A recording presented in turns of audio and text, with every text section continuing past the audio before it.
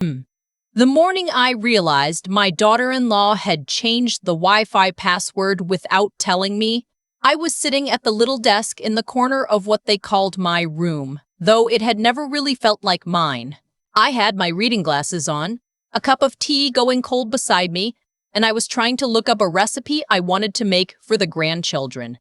Something I used to make every Sunday, back when I had my own kitchen, my own stove, my own life. I typed in the password I'd been using for 4 months. Incorrect. I tried again. Incorrect. I sat there for a moment, just looking at the screen. Then I set the laptop aside, picked up my tea, and looked out the window at the yard I wasn't allowed to plant anything in. That was the morning I started making a plan. My name is Margaret, and I am 68 years old. I spent 31 years teaching 4th grade in a small town outside of Columbus, Ohio. I raised 2 boys, buried a husband, and kept a house that always smelled like something good was on the stove. I was not a woman who asked for much. My husband Robert used to say that was my greatest quality and my greatest flaw, that I could make peace with almost anything. He passed 4 years ago. Pancreatic cancer. 8 weeks from diagnosis to the end. I am Hoff. I held his hand at the last moment and then I drove myself home because there was no one else to drive me and I sat in the kitchen alone and I thought, what do I do now? For the first year, I managed fine. My house was paid off. My pension covered my bills. I had neighbors I'd known for decades, a church I'd attended since my boys were in diapers, a garden in the backyard that Robert and I had planted together one spring and kept up for 20 years. I had a life. Then my son called. My older boy, Daniel. He had moved to Raleigh, North Carolina about 12 years before, after he married a woman named Courtney. They had 2 children, a boy, Tyler, who was 14, and a girl, Emma, who was 9. I loved those grandchildren with the whole of my chest. Tyler had Robert's eyes and Emma had my stubborn streak, and every time I visited, which wasn't as often as I would have liked, it felt like being handed something precious for a little while before having to give it back. Daniel called me on a Tuesday evening in November. He said he'd been thinking about me alone in that big house. He said the drive from Raleigh to Columbus was long and they worried. He said Courtney and he had talked it over and they wanted me to come stay with them. They had the guest room. The kids would love having me close. And with Robert gone, didn't it make more sense than rattling around by myself? I asked him to let me think about it. He said, of course, take your time. But then he called again on Thursday and Sunday and the following Wednesday, each time with a new reason. The house was too big to maintain alone. The Ohio winters were getting worse. Tyler had been asking about me. Emma had drawn me a picture. He could send it if I wanted. By the 4th call, it felt less like an invitation and more like a current pulling me along. I sold the house in February. Looking back now, I understand that the version of myself who made that decision was still deep in grief. She was lonely in a way that made her vulnerable to the idea of family, the warmth of it, the noise of children in the hallway. She packed her things into a storage unit and a moving truck and drove 14 hours south toward what she believed was going to be a new chapter. She didn't know yet what kind of chapter it would be. The first few weeks were genuinely good. Courtney had set up the guest room with fresh linens and a small lamp, and there were flowers on the dresser when I arrived. I cooked Sunday dinner, and the kids sat at the table, and Tyler asked me questions about what their father was like when he was young, and Emma fell asleep against my arm on the couch. I remember lying in bed that first week thinking, this was the right choice. But a house has a way of showing you what it really is after the welcome wears off. It started with small things. The kind of things you talk yourself out of noticing because you don't want to be the difficult one. Courtney rearranged the dishwasher after I loaded it. She didn't say anything, just quietly moved every item I placed. I noticed and said nothing. Then she mentioned, gently, that she preferred I not cook in the mornings because she had a system for getting the kids out the door. Fine, I said. Of course. Ben, it was the living room. Could I maybe do my reading in my room because the TV time in the evenings was their family time? I understood, I said. I went to my room. What I didn't understand yet was that this was the direction things would continue to move. By the second month, I had stopped offering to help with the kids because Courtney seemed to find my presence disruptive to her routines. I had stopped cooking at all, except on the occasional Sunday when I was specifically asked. I ate dinner with them most nights, but I learned to take my cues from Courtney. When she set 4 plates instead of 5, I made something small for myself and ate at the little table in my room. I told myself it was fine. I told myself it was a transition period. I am the game. I told myself that what mattered was being near Tyler and Emma, hearing their voices down the hall, catching a few minutes with them before school. Then the thermostat situation began. I run cold. I always have. Robert used to tease me about it, said I had lizard blood. In my own house, I'd kept it at 72 in the winter and I slept well and woke up warm. In Daniel and Courtney's house, the thermostat was set to 68 and I was not to adjust it. Courtney had mentioned this early on, pleasantly, framed as a preference. But when I came down one morning in January and turned it up 2 degrees because I could see my breath in the hallway, she brought it up at dinner. Not meanly, just clearly. The thermostat was set where it was for a reason. Could I please use an extra blanket? I went to bed that night with 2 blankets and my coat laid over the top of them, and I stared at the ceiling for a long time. I thought about Robert. I thought about the kitchen in our house where the heat always ran a little high because he'd never quite gotten the balance right in the pipes, and how I used to complain about it, and how I would give anything now to have that particular problem back. Things shifted in March.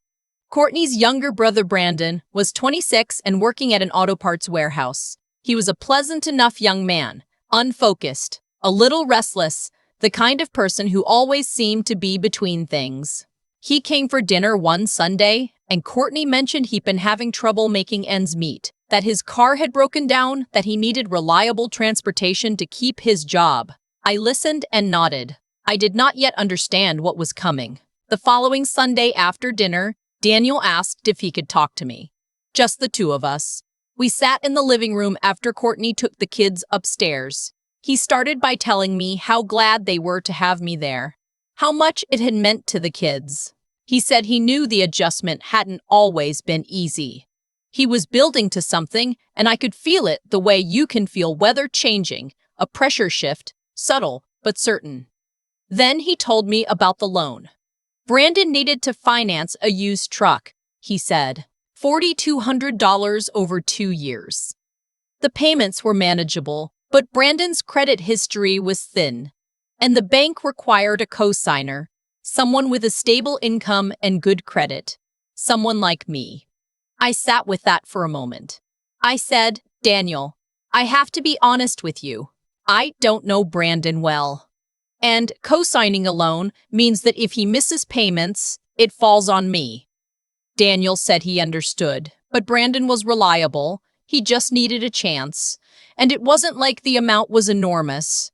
And think about what it would mean to have more stability in the family. If Brandon could get to work, keep his job, things would settle down. It would be good for everyone. I noticed he didn't say it would be good for me. He said it would be good for everyone, which I understood to mean good for Courtney's family. I told him I needed time to think about it. He said, of course. But that night, Courtney came to my room and knocked softly. She sat on the edge of my bed. She had never sat on my bed before, and she talked to me like we were friends who trusted each other deeply. She said she knew how much I cared about this family. She said she knew I wanted Tyler and Emma to grow up surrounded by people who were stable and present.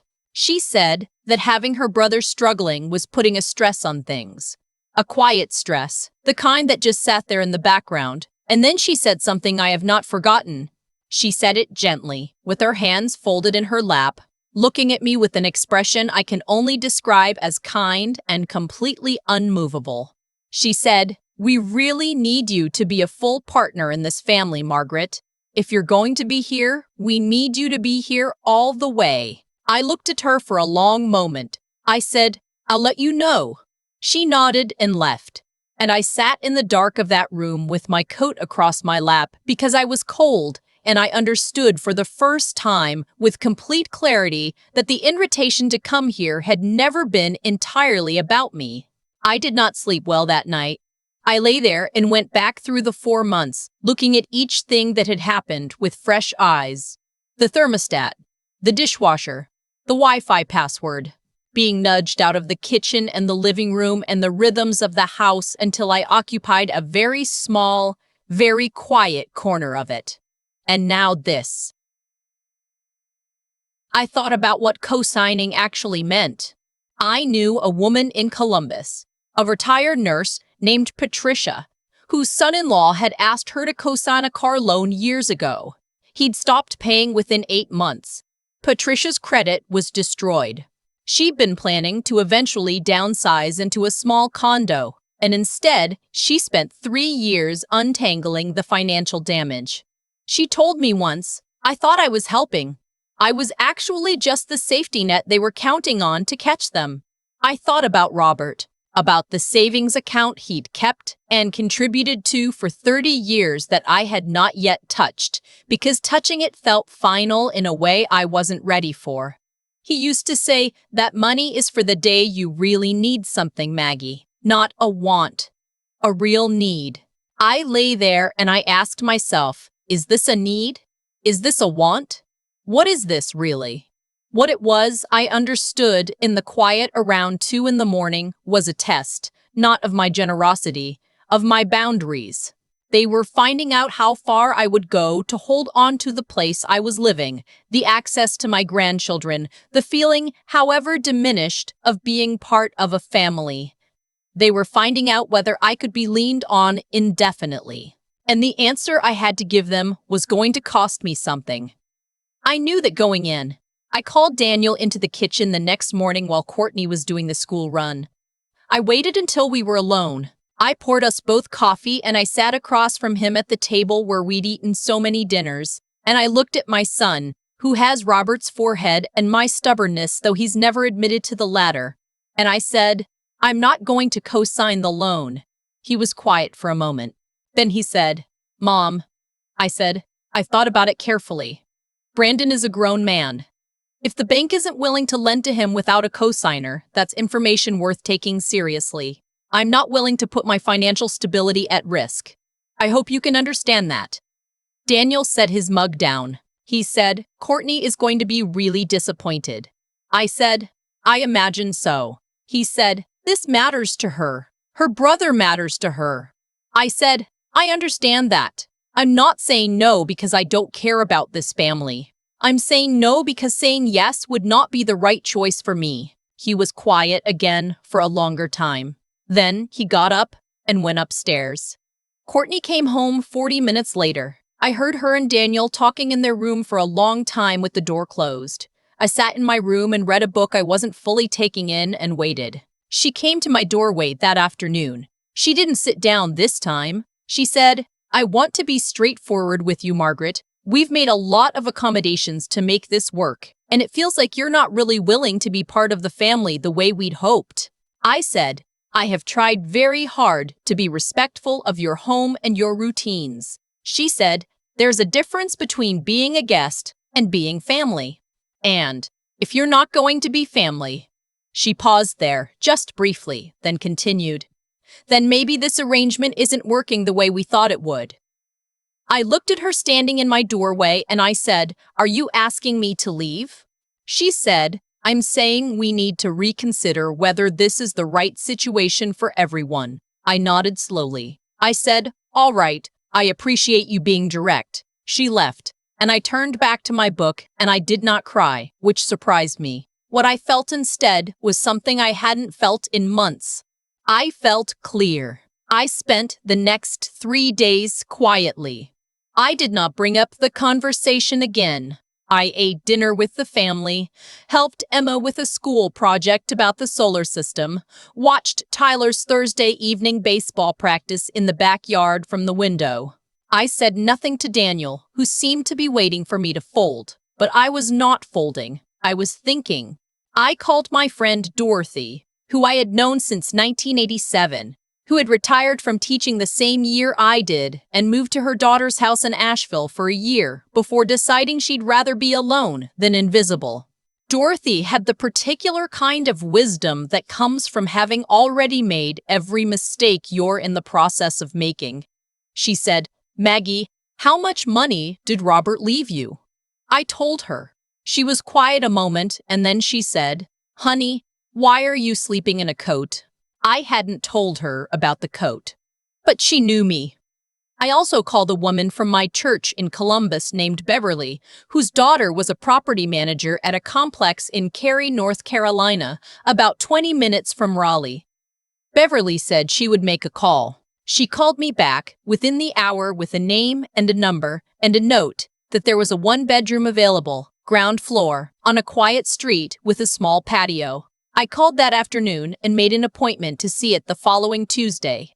I told no one in the house. The apartment was on the second floor of a building surrounded by old oak trees, which weren't the same as my oak tree in Columbus, but were something.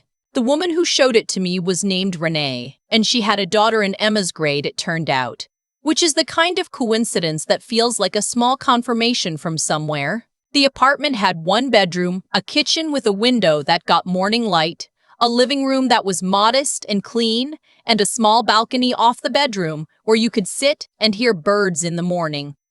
The carpets were new. The stove worked. The thermostat was mine to set as I pleased. I stood in the kitchen for a few minutes after Renee stepped out to take a call. I opened the cabinet doors. I ran my hand along the counter. I turned the burner on and off. I thought, I could cook here. I could wake up here without wondering what I'm allowed to do before 8 a.m. I could read in the living room. I could have Dorothy visit. I could be a person with a home again rather than a guest in someone else's story. I signed the lease that afternoon. I told Daniel on a Thursday evening. Courtney had taken the kids to her sister's for dinner, and we were alone in the house. I sat him down and told him I had found an apartment, that I would be moving out in 11 days. That I had already put down the first month and deposit. He stared at me for a long time. He said, "Mom, we didn't want you to actually leave." I said, "I know." He said, "We were just trying to work out the situation with Brandon." I said, "Daniel, I know, and I understand that this family has needs that I wasn't meeting in the way you'd hoped. But I also have needs. And one of them is a home where I'm not cold. And where I'm not being asked to take on financial obligations I'm not comfortable with, and where the terms of my being there aren't subject to renegotiation every few months." He looked down at his hands. He looked like my boy again, suddenly the way he used to look when he was 9 years old and had done something he knew wasn't quite right. He said, "I didn't think it had gotten that bad." I said, "I don't think you were paying close attention." We sat with that for a while. Then I said, "I love you. I love those kids. I will be 20 minutes away and I expect to see them regularly if you'll allow it. But I need my own life. Your father always said the same thing about dignity, that it isn't something anyone gives you, it's something you have to keep choosing." Daniel didn't say much after that. But before I went to bed, he came to my doorway, the same doorway where Courtney had stood 10 days before. And he said, "I'm sorry, Mom. I think we handled this badly." I said, "I think you're right, but we can do better from here." I moved on a Saturday with the help of a moving company and Dorothy, who drove down from Columbus because she said wild horses couldn't keep her away, and also she'd been wanting to see Carrie. We set up the kitchen first. That's always been my way. Get the kitchen right, and the rest follows. I unpacked the cast iron skillet Robert gave me for our 20th anniversary, the one I'd used nearly every day for 22 years. I put it on the stove and something in me settled. That night, Dorothy and I sat on my little balcony with glasses of sweet tea and watched the sun go down through the trees. She told me about a hiking trail nearby she'd already looked up. I told her I might get a small planter for the balcony, try tomatoes again. I slept that night without a coat. I slept deeply, fully, the way I hadn't in months. The way you sleep when you know that if you get cold in the night, you can simply reach over and adjust the thermostat because it's yours to adjust. It has been 7 weeks since I moved in. Daniel brings Tyler and Emma to see me most Sundays. I cook. We sit around a table that is my table, in a kitchen that is my kitchen, and Tyler asks me about their father, and Emma falls asleep against my arm. Brandon, I was told, ended up getting a cosigner through a credit union program for first-time borrowers, so it worked out. It was never really about the loan, of course. I think we all know that now. Courtney and I are cordial. We are working our way back towards something, slowly. I don't hold what happened against her. She was trying to hold her household together the best way she knew how, and she leaned too hard and in the wrong direction. I understand the impulse. I was a mother too. I know how the machinery of family can make you do things that don't look right from the outside. What I know now is this. The biggest risk of getting older isn't loneliness. It isn't illness or loss or the long silences where someone used to be. The biggest risk is shrinking. Agreeing to take up less and less space until you've made yourself so small that you forget the shape of yourself entirely. Robert knew that about me. It's why he spent 30 years quietly setting aside money he called mine in an account he never touched for the day I would need it. Not for emergencies, he said, for choices. This was a choice. I read in the mornings now with the sun coming through my kitchen window and the heat set exactly where I want it, and a cup of tea that doesn't go cold because there's nowhere else I need to be. There's a cardinal that comes to the oak tree outside my balcony around 8 every morning, just long enough to make itself noticed. I don't know if there's anything to read into that, but I let myself read into it a little anyway. Your peace is not a consolation prize. It is not what's left over when everything else falls apart. It is a thing you build, deliberately, out of what remains when you finally stop giving yourself away. I am 68 years old. I live alone. I have a cast iron skillet and a balcony and a cardinal that comes by on schedule. I am, at last, at home. There's a pattern I've noticed in my own life, and I suspect it's true for most people who have lived long enough to look back clearly. The moments when we compromise our dignity rarely feel dramatic in the moment. They feel reasonable. They feel like the kind thing to do. They feel like keeping the peace. That's how it started for me. A thermostat set 2 degrees lower than I could comfortably live in. A dishwasher rearranged without a word. Dinners where a 5th plate wasn't set. None of it was a crisis on its own. Each thing, taken alone, could be explained away, but taken together, over 4 months, they added up to something I almost didn't notice. I had made myself smaller and smaller until I was barely there at all. What I understand now is that this is how erosion works, not all at once. Gradually, quietly, one small concession at a time. And the trouble with gradual erosion is that by the time you recognize it, you've already lost significant ground. The request to co-sign, to put my financial future at risk for a young man I barely knew, at the insistence of people who had already been chipping away at my comfort for months. That wasn't the beginning of something. It was the end of something. It was the moment the pattern became impossible to ignore. I could have said yes. I want to be honest about that.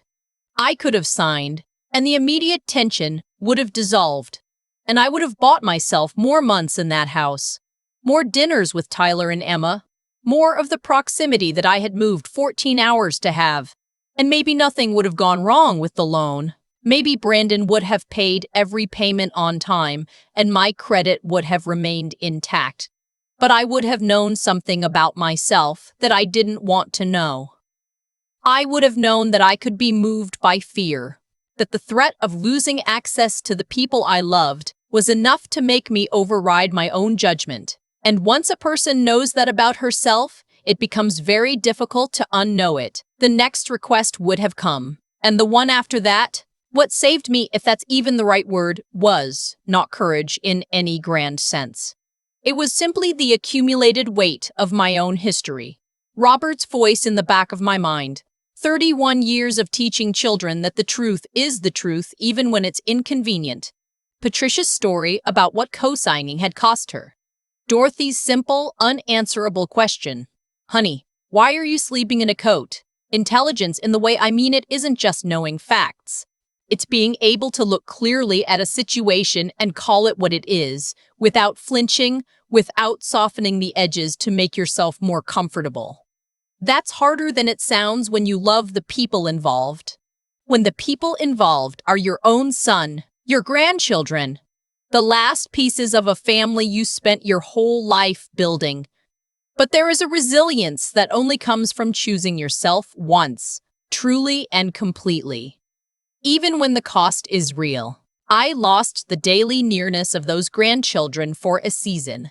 I lost the comfort of believing that Daniel and I understood each other. I lost the version of my future I had imagined when I packed up that moving truck in February. What I gained was the one thing I cannot live without and cannot replace, the knowledge that I am still the person I always tried to be. That is not a small thing.